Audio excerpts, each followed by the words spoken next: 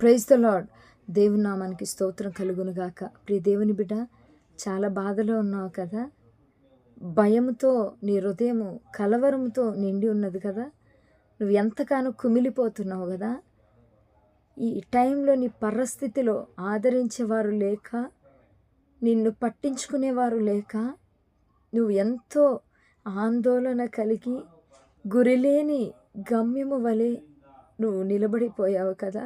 అయితే నా దేవుడు నీతో మాట్లాడుతున్నాడు, భయపడబాక, నేను నీకు తోడుగా ఉన్నానని. మనుషులందరూ చేయి విడిచొచ్చు, మనుషులందరూ తూలనాడవచ్చు, మనుషులందరూ ఇబ్బంది పెట్టవచ్చు.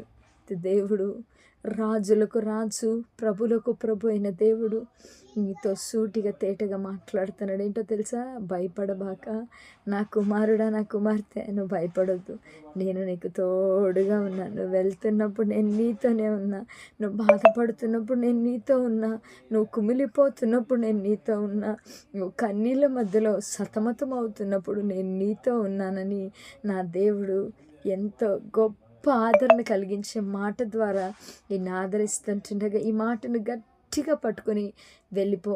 దేవుడు నీకు తోడుగా ఉన్నాడు. May God bless you. Amen.